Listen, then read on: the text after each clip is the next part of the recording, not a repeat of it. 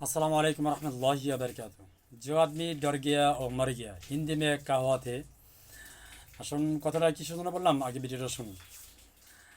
Bharat পারমাণু missile ছুড়েছে বঙ্গোপসাগরে, অর্থাৎ বঙ্গোপসাগর যে আমাদের যে বঙ্গোপসাগর আছে বা সেই বঙ্গোপসাগর ভারতেও আছে, অর্থাৎ সাগর তো একটাই, নাম সাগর এবং নাম একটাই। তো ভারতেরও পড়ছে, বাংলাদেশেরও পড়ছে, এবং এই বঙ্গোপসাগর ব্যবহার করে আমরা নৌপথে বিশ্বের যে আমদানি রপ্তানি যে কার্যক্রম হয়, নৌ চলাচল হয়, সেই বঙ্গোপসাগরে ভারত পারমাণু মিসাইল পরীক্ষা করছে। তো অনেকে বলতেছে এটা বাংলাদেশকে ভয় দেখানোর জন্য পরীক্ষা করছেন, আবার অনেকে বলতেছেন আসলে ভারত পাকিস্তানের সাথে কখনোই পারবে না, যার কারণে বাংলাদেশের উপর খেপছে। কারণ पाकिस्तान तो भारत बाप लगे। पाकिस्तान मोदी जी का बाप है, ये सबको पता है, लेकिन उसका साथ कुछ भी कर नहीं सकता मोदी। ये मोदी साले गांडू, ये बांग्लादेश का आया बांग्लादेश में ऐसा मिसाइल छुड़ कर डरने के लिए।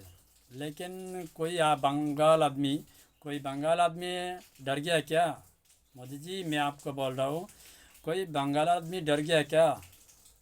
ये आपका बाप का देश नहीं, ये मोदी जी, ये आपका बाप का मुल्क नहीं जे बांग्लादेश का आदमी डर जाएगा, समझा क्या? ऐसा नहीं, जे डरने का नहीं। लेकिन हम लोग क्यों डरेगा, ये बताओ मोदी जी।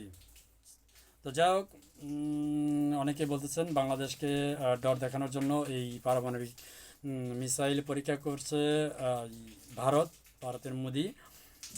তবে আসলে মোদির এই 1971 সালের কথা ভুলে গেছেন যে ভারতের অনেক অবদান আছে 1971 সালে। তবে যুদ্ধ করেনি ভারতের সেনাবাহিনী পাঠিয়েছিল, আসছিল। যা হোক, সেই জন্য বাংলাদেশ আজও কৃতজ্ঞতা প্রকাশ করে। বাট বাংলাদেশের সাথে যুদ্ধ করবে ভারত, পাকিস্তানের সাথে কিন্তু পারবে না। এই বাংলাদেশকে হুমকি দামকি দিবে, এই হচ্ছে মোদির কাজ। আপনারা জানেন না যে ভারত এবং পাকিস্তান কিছুদিন আগে যুদ্ধ হয়েছিল। সেই যুদ্ধের মধ্যে পাকিস্তান শেহবাজ শরীফকে मोदी फ़ोन कर, हाँ तुम मेरा बाप है, मैं तुमको थोड़ा अटैक करेगा, तुम फिर मेरा को अटैक करो, नहीं तो मेरा मुल्क का आदमी हुल्लोक मचा रहा है। ऐसा बात करके मिसाइल छुड़ा मोदी जी, सबको ये पता है। তো মোদি জিকে কী বলবো, আসলে বলার মতো কিছু নাই। পাকিস্তানের সাথে পারবে না, আসবে ভারতের সাথে। যাই হোক, डरने का नहीं, लेकिन ফাইট করনে का भी नहीं है। এখন কোনো দেশের যুদ্ধ বাজলে সেই যুদ্ধের সাথে তাল মিলিয়ে যুদ্ধ করা প্রত্যেকটা দেশের জন্য ভয়ঙ্কর, এটা মানতে হবে।